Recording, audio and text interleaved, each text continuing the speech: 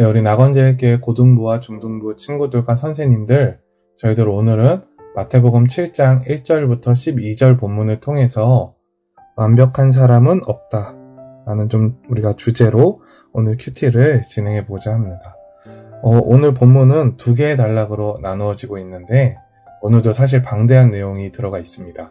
아무래도 예수님께서 이 땅에서 직접 우리에게 말씀하신 부분이기 때문에 한 절 한 절이 너무나 중요한데요. 그래도 우리가 오늘 좀 최대한 함께 살펴보도록 하겠습니다. 그래도 우리가 사실은 이 두 단락 가운데 비판하지 말라 이 부분을 좀 중점적으로 살펴볼 것이고요. 그 다음에 구하라 찾으리라 두드리라 이 부분은 좀 개인이 깊이 묵상하시면 분명히 성령 하나님께서 조명해 주실 것이라고 믿습니다. 자, 그럼 오늘 저희들은 이 비판하지 말라 부분을 좀 중점으로 묵상을 해보도록 하겠습니다. 우리가 이 부분을 묵상하기 전에 먼저 3절에 형제라는 단어를 좀 우리가 함께 정확하게 살펴볼 필요가 있어요. 이 비판하지 말라는 대상은 형제입니다. 이 형제는 즉 크리스천, 그러니까 교회 안에서 믿는 자가 믿는 자에게 비판하지 말라는 것을 오늘 주님께서 말씀을 해주신 것입니다. 자, 그럼 우리 이제 1절부터 함께 살펴보도록 하겠습니다. 오늘 예수님께서는 비판을 받지 아니하려거든 비판을 하지 말아라 정확하게 말씀을 하고 계십니다. 자, 그리고 2절을 또 보게 되면 왜 그런가? 너희가 비판하는 그 비판으로 너희가 비판을 받게 될 것이다. 또 너희가 헤아리는 그 헤아림으로 너희가 헤아림을 받게 될 것이기 때문이다. 그렇기 때문에 비판하지 말라고 말씀을 해주신 것입니다. 자, 그럼 우리가 1절, 2절 좀 정리를 해보도록 할게요. 내가 비판을 듣는 게 싫다. 교회 안에서. 그러면 비판을 멈춰야 하는 것입니다. 또 내가 비판을 받고 있다? 그럼 한번 돌아와야 하는 것입니다. 왜냐하면 이 1절과 2절에서는 이 비판이 한 방향으로만 작용하지 않는다는 것입니다. 그리고 사실 이 본문에 헤아림이라는 단어가 2번 나와요. 여러분 2절을 보시게 되면 여기 헤아림 한번 나오죠? 그리고 그 다음에 또 여기 헤아림 나와요. 이 헤아림이라는 단어를 좀 살펴보면 이 단어 그 행위의 주체가 바로 하나님이심을 암시하고 있습니다. 즉 내가 어떤 사람을 비판하면 하나님께서 내가 남을 비판한 그 잣대로 동일하게 나를 비판하신다는 것입니다. 정리해 볼까요? 1절과 2절 좀 정리를 해봅시다. 여기 내가 있어요. 나. 그리고 여기에는 어떠한 형제가 있어요. 근데 내가 이 형제를 바라볼 때 예를 들어서 기도를 너무 안 해. 또 말씀을 너무 몰라요. 또 기도를 하는데 너무 이상해요. 그러니까 내 기준, 내 잣대로 비판을 막 가하기 시작합니다. 너 신앙생활 그렇게 하면 안 돼. 너 그러니까 그렇게 꼬이는 거야. 그렇게 어려워지는 거야. 막 비판을 일삼습니다. 너 왜 막 공동체 안에서 왜 이렇게 저렇게 왜 통제를 안 받아. 이렇고 저렇고 이런 비판을 막 가합니다. 자, 그런데 여기 하나님이 계십니다. 근데 내가 바로 그 교회 안에서 형제를 비판했던 그 잣대로 하나님께서 동일하게 나를 비판하신다는 것입니다. 이게 바로 1절, 2절의 내용입니다. 그러니까 자연스럽게 나는 어떨까요? 나는 마음이 지옥이죠. 비판하고 비판 듣고 또 비판받은 것이 또 열받아서 또 비판하고 그리고 또 비판을 듣고 그러니까 이 비판의 수레에서 벗어날 수가 없는 것입니다. 그런데 그 중에서 제일 무서운 것은 뭐예요? 심판자 되시는 하나님께 내가 비판을 받고 있다는 것. 이게 너무너무나 무서운 것입니다. 자, 여러분, 우리가 좀 생각을 해보자고요. 그러면 이 비판 가운데서 우리는 어떻게 해야 되는 것입니까? 비판에서 자유로울 수 있는 유일한 길을 바로 우리 주님께서 3절부터 5절 말씀을 통해서 오늘 이 비판에 대한 해결책을 말씀을 해주십니다. 3절부터 5절. 우리가 이 부분을 이제 볼 것입니다. 자, 이 비판에 사로잡혀 있는 자에게 우리 주님께서 해결책을 이 3절부터 5절까지 주신 것입니다. 여러분 3절 보시면 네가 어찌하여서 형제의 눈 속에 있는 티는 보고 있고 왜 너의 눈 속에 있는 들보는 깨닫지를 못하냐.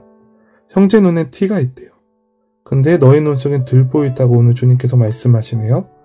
자, 여러분 4절을 보시면 보라 내 눈 속에 들보가 있는데 어찌하여 형제에게 말하기를 나로 내 눈 속에 티를 빼게 하라 하겠느냐. 자, 그러면서 5절에서 마지막에 이렇게 말씀하세요. 외식하는 자여 먼저 내 눈 속에 들보를 빼라. 이게 오늘 주님의 해결책이에요. 우리 예수님의 해결책. 그 후에야 너가 밝히 보게 됩니다. 너가 밝히 봐서 형제의 그 눈 속에 있는 티를 빼게 된다. 오늘 이것을 말씀하시는 것이에요. 여기가 조금 헷갈릴 수 있어서 전도사님이 그림을 준비해 왔어요. 자, 여러분 그림을 잘 보시면 전도사님 얘를 파랑이라고 할게요. 그리고 옆에 있는 애는 빨강이라고 할게요. 우리 고등부 학생들이랑 중등부 2학년, 3학년 학생들은 괜찮을 것 같은데 우리 중등부 1학년 학생들은 이 그림 보고 너무 무서워하지 마세요. 그냥 비유의 그림이니까 이렇게 눈에 큰 나무가 박혀 있는데 너무 놀라지 마시고. 자, 여러분 이 그림을 보시게 되면 이 파랑이가 자기 눈에 들보. 자, 들보가 뭐냐면 이게 들보예요. 지금 파랑이 눈 속에 있는 자기 들보는 못 보고 지금 형제의 이 티, 이 조그만 티에 집중하고 그 티를 빼라고 말해주고 있는 상태입니다. 그런데 자, 이 그림만 보면 여러분 어때요? 이 파랑이는 정상이에요? 정상이 아니에요? 비정상이죠. 왜요? 지금 자기 눈에는 그 빨강이의 눈에 있는 티보다 더 큰 들보가 있어요. 그럼 이 들보부터 빼야죠. 빨리 실명되겠어요. 이거 지금 눈이, 이거 지금 왼쪽 눈 큰일 나겠어요. 그쵸? 그러니까 빨간 친구도 지금 보시면 얼굴 표정이 파란 친구가 자기 비판하는 걸 보고 지금 어리둥절해하고 어이없어 하는 거예요. 아니 지금 네 눈 속에 지금 들보가 박혀 있어서 지금 넌 눈 실명되게 생겼는데 지금 그것부터 빼야 되지 않나? 지금 이런 표정인 거예요. 지금 빨강이는 지금 의문이야, 의문. 지금 물음표예요, 물음표. 쟤 왜 저럴까? 이런 표정이에요. 자, 여러분, 그러니까 결론은 뭐예요? 지금 파랑이는 이 들보를 빼내야 돼요, 빨리. 자, 그리고 이 들보를 뺄 때 과정이 얼마나 아프겠어요. 그런데 이거 빨리 빼야 돼요. 안 그러면 실명이 돼버리는 거예요. 자, 그러나 이 파랑이가 이 들보를 빼내면 오늘 말씀대로 밝히 보여져서 그 형제의 눈의 티 역시도 세심하게 빼줄 수가 있겠죠. 왜요? 자기는 그 티보다 비교한다기에 큰 들보를 빼본 경험을 했기 때문입니다. 자, 우리가 다시 본문으로 좀 돌아가 볼까요? 자, 오늘 그림을 잘 생각하시면 돼요. 지금 여러분 이 3절부터 5절 좀 정리를 할게요. 이 3절부터 5절의 결론이 뭐냐? 결론은 바로 우리 예수님께서 이렇게 말하는 거예요. 너의 눈에 들보부터 빼라. 아이고, 잘못 썼네요. 잠시. 들보부터 빼라는 것입니다. 이게 예수님의 처방이야 해결책입니다. 이렇게 하면 우리 다른 형제들의 눈에 티도 빼줄 수 있다는 것입니다. 여러분, 이게 너무너무 중요한 거예요. 내 눈에 들보를 보지 못하면서 남의 눈에 티를 제거하려고 하면 이 비판의 감옥에서 절대로 헤어나올 수가 없습니다. 그리고 사단은 이 비판을 통해서 놀랍게 우리 공동체 가운데 역사합니다.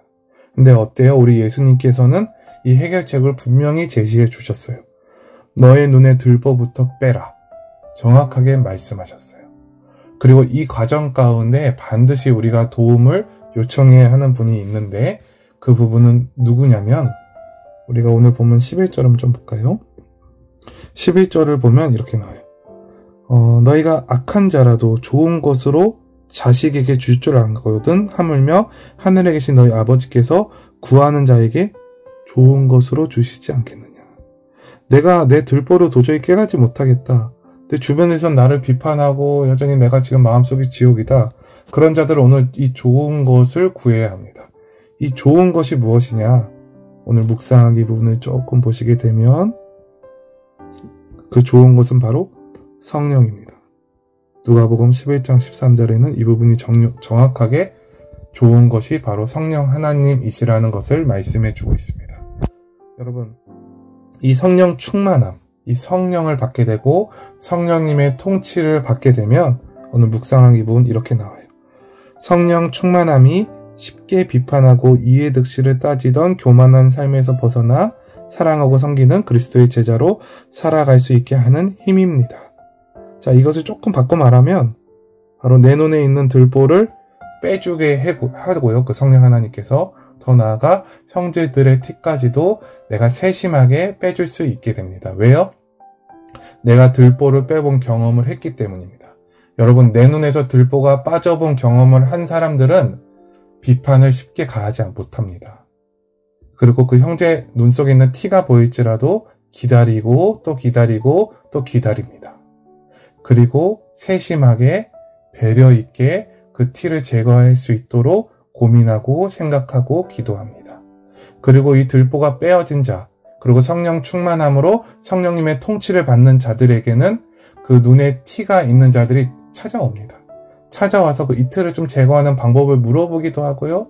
자신이 가지고 있는 고민을 먼저 말하기도 합니다. 그러면서 자연스럽게 그 티를 제거해 줄 수 있게 되는 것입니다. 근데 그러한 사람은 바로 성령 충만한 사람, 더 나아가서 바로 예수님의 그 성품을 가진 사람. 여러분, 성령 충만하다는 것은 단순히 방언을 많이 하고 혹은 능력이 충만하고 이런 것만을 얘기하는 것이 아니에요. 바로 이 성품이 동반되어야 하는 것입니다. 바로 이러한 성품을 통해서 바로 이 비판의 감옥으로부터 탈출하고요. 더 나아가서 내 눈에 들보만이 아니라 우리 형제의 눈 속에 있는 티까지도 제거해주는 그러한 하나님의 귀한 사람이 될 수 있다는 것이 오늘 본문의 내용이라는 것입니다. 자, 우리 그럼 이제 적용하기 해보도록 하겠습니다. 오늘은 두 가지 다 좀 해볼 건데 1번과 2번. 1번 먼저 해봅시다. 상대의 잘잘못을 지적하는 사이다 같은 모습을 통쾌하게 생각하진 않았나요? 만약 그 기준으로 나를 본다면 나는 어떨까요? 쉽게 말하면 내가 해결사라는 마인드를 가진 것입니다. 전도사님도 참 이런 사이다 발언을 막 하고 싶을 때가 많은 것 같아요. 근데 그게 무슨 증거냐면 내가 이미 비판에 사로잡혀 있다는 것입니다. 내가 무슨 문제를 해결할 수 있다는 교만에 사로잡혀져 있는 것입니다. 여러분, 사이다 같은 발언이 문제를 해결할 것 같죠? 아니요, 절대 그렇지 않아요. 남을 비판하게 되고요. 또 그 비판으로 내가 하나님께 비판받게 되어집니다. 사이다가 아니에요. 꽉꽉 막히는 거예요. 그러니까 여러분 가운데 이러한 모습이 있다면 여러분 정말 돌아봐야 돼요. 그리고 이런 사이다 같은 사람의 특징이 뭐냐면 다른 사람에게 상처를 잘 줘요. 말로. 여러분, 이거는 정말 위험한 거예요. 그러니까 내가 능력이 출중하다, 내가 뛰어나다, 저 사람이 저렇게 하는 것을 내가 잘못됐다는 것을 정확하게 볼 수 있는 눈이 있다, 이렇다 저렇다. 여러분, 이러한 사람들은 정말로 조심하셔야 돼요. 전도사님 안에도 그러한 모습들이 있거든요. 그래서 우리가 이런 사이다 같은 발언, 비판에 사로잡히지 않도록 하기 위해서는 2번 질문을 잘 봐야 되는데 읽어볼게요. 잠깐만 방심해도 내 생각, 내 성격대로 하려는 마음을 성령님이 만지시고 인도하시도록 그분을 간절히 구하는 시간을 가지면 어떨까요? 이거 너무너무 중요합니다. 이거는 별표 정말로 엄청 많이 해야 돼요. 이거 너무너무 중요해요. 여러분, 성령님께 나를 내어드려야 돼요. 어떤 분들은 그렇게 얘기할게요. 우리 친구들, 어른들이 사람이 안 변한다, 성격은 안 변하는 거다, 이렇게 얘기하는 거 절대로 믿지 마시길 바랍니다. 우리는 반드시 변합니다. 예수님의 그 성품으로. 그 성령의 9가지 열매, 우리는 반드시 맺습니다. 우리 친구들이 이 성품이 변화되지 않으면 절대로 정말 내 안에 이러한 열매가 없다면 정말로 진지하게 주님 앞에 회개하셔야 돼요. 예수님을 믿으면 변화되어집니다. 우리 친구들의 성품이 부드러워지고 온유해집니다. 물론 하나님께서 주신 개성, 그런 성향은 분명히 있습니다. 그러나 여러분, 반드시 성품이 변화되어집니다. 성령의 열매를 반드시 맺습니다. 그리고 그런 자만이 바로 형제의 눈 속에 티를 제거해 줄 수 있는 것입니다. 이 성품이 동반되지 않으면요, 이 성령님의 열매, 이 성령의 열매를 맺지 못하면 정말 평생 동안 이 비판 때문에 시달릴 수밖에 없는 것입니다. 그래서 저희들 오늘 이 부분을 좀 우리가 깊이 묵상했으니까 우리 친구들 가운데, 선생님들 가운데 이러한 문제로 특별히 관계 속에서 교회 안에서 문제를 겪고 있는 그런 개인이 계시다면은 너무 걱정하지 마시고 성령님께 나를 내어드리는 시간, 기도하고 나를 돌아보고 정말로 내가 그 성령 하나님의 통치를 받음으로 말미암아 내 눈의 들보가 제거되어지는 그러한 놀라운 은혜를 경험하기를 주님의 이름으로 축복하겠습니다. 기도합시다. 사랑과 은혜가 풍성한 하나님 아버지, 저희들 오늘 완벽한 사람은 없다라는 주제로 오늘 말씀을 묵상했습니다. 주님, 저희들 눈에 박혀있는 그 들보를 보지 못하는 너무나 연약하고 어리석은 사람입니다. 그래서 남을 쉽게 비판하고 또 비판받으면 상처받고 화내고 이런 연속된 죄악 가운데 살아가는 저희들을 불쌍히 여겨 주시옵소서.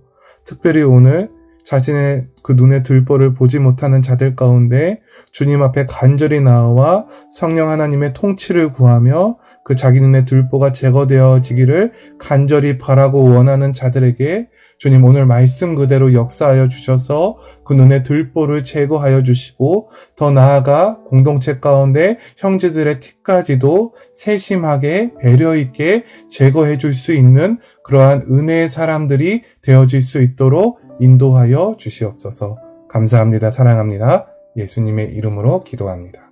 아멘.